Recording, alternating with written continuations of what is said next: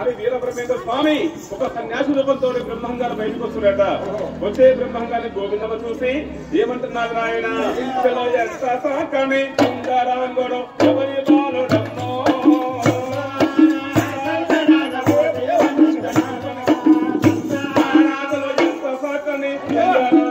ఎవరి బాలుడమ్మో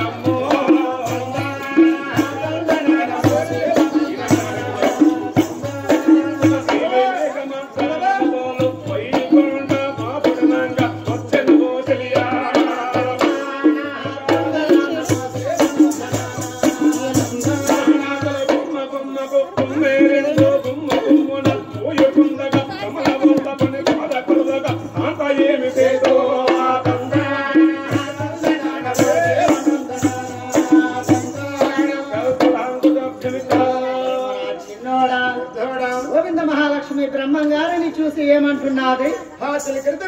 జనవానికి పోయింది గోవింద మహాలక్ష్మి. ఆటలు పాడుకొని ఆ వనంతరం నుంచి తిరిగి రిటర్న్ మళ్ళీ వస్తుందట. అక్కడ ఊరు వెలుపల కూర్చుంటున్నాడు ఓహో మీ కుటుంబంలో లక్ష్మీదేవి రానే వచ్చాది ఈ అంద సందాలు చూడు నేనెప్పుడు కళ్యాణం ఆడుదును అని స్వాముల వారి మనసులో వారు అడబడుతుందట. ఆ స్వాముల వారు కూడా గోవింద మహాలక్ష్మి చూసి ఎలా వస్తుంది గోవిందమ్మ కూడా బ్రహ్మంగారిని వరించాలి. కానీ ఒకరొకరు చూస్తున్నారు కానీ ఒకరితో ఒక మాట కూడా మాట్లాడుకోలేదట. ఆ గోవింద మహాలక్ష్మి పెట్టుబడి ఇంటికి వచ్చారు. ఇంటికి వచ్చిన కాదు గోవింద మహాలక్ష్మి విగ్రహారం మానవేసి సాధుమూర్తి సాధు సాధు సాధంటుందట.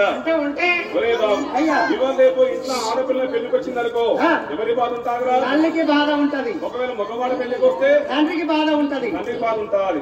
అప్పుడు ఆ గోవింద తల్లి అనుకున్నది ఓహో నా బిడ్డ గోవింద మహాలక్ష్మి సాధు సాధంటున్నది. నా బిడ్డకు 12 సంవత్సరాల వయసు వచ్చాలి. నా బిడ్డ కళ్యాణం చెయ్యాలి.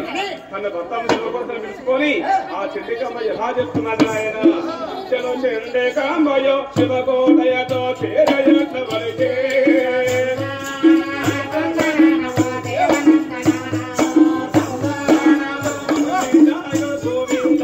చేరయత్న వయసో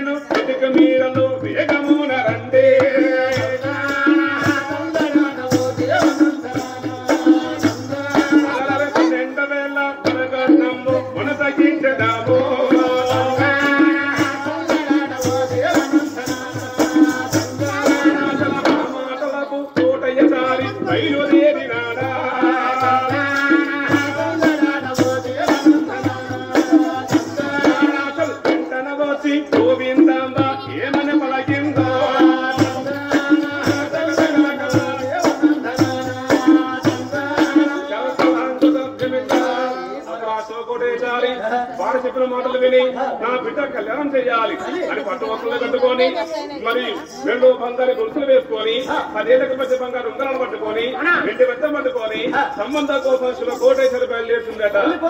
ఎవరు చూశారు? 7 అంతస్తుల మీద ఉన్న గోవింద మహర్షిని చూశారు. ఈ రోజు మా తండ్రి గారు నా కళ్యాణం చేయడానికి సంబంధం కోసం పోతున్నారు.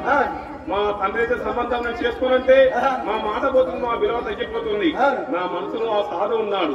నా మనసులో ఉన్న మాట నా తల్లికి చెబుతాను అని గోవింద మహాలక్ష్మి తండ్రి గడ్డంగా చేయమంటున్నది. బిడ్డ గోవింద మహాలక్ష్మి ఎక్కడికి వెళ్తున్నారు మీరు? నీకు కళ్యాణం చేయడానికి సంబంధం కోసం బయలుదేరుతున్నాను బిడ్డ. నాన్నగారు అమ్మా నా పెళ్లి సంబంధం కోసం చూసి తీసుకురావడానికి వెళ్తున్నారా? అవును తల్లి. అంత శ్రమ మీకు అక్కరలేదు నాన్నగారు. ఎందుకు తల్లి? నువ్వు ఈ సంవత్సరం పెళ్లి చేసుకోవా బిడ్డ?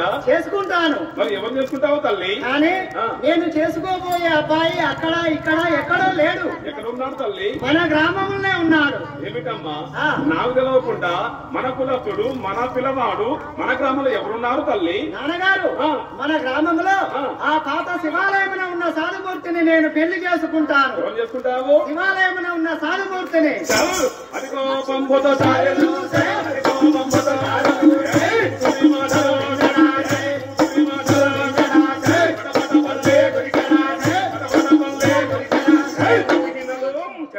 చెంపల కొట్టిందా చెల్లి కామపై నెట్టిందా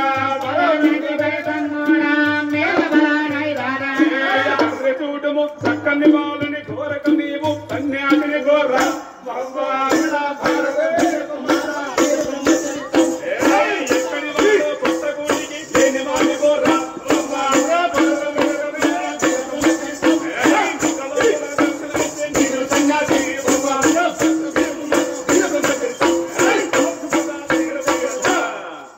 కోటయ్యచారి కోపం వచ్చి గోవిందమ్మను ఏమంటున్నాడు?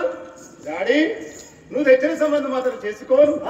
నేను శివలో ఉన్న సానుమూర్తిని ప్రేమించాను అని గోవిందమ్మ అనేసరికి ఉదయం మండిపోయా అగ్గిలోనేమైతే భగ్గుమంటాలో ఉదయం మండిపోయి ఏమమ్మా ఇదే నానే బుద్ధులు ఏమిటి బుద్ధులుగా పెంచిన బిడ్డను ముదాళ్ళలో ఎత్తులకు తయారయ్యా నాకెందుకు మాట్లాడుతున్నావా అని నేను దగ్గర సంబంధం చేసుకోవా ఎవడవాడని చెప్పి ఓం వచ్చి చెడల చెప్పబోయి దెబ్బ కొట్టి తల్లిపోయి నెట్టి వేశాడు. తల్లి కూడా బిడ్డను 4-5 పెట్టింది.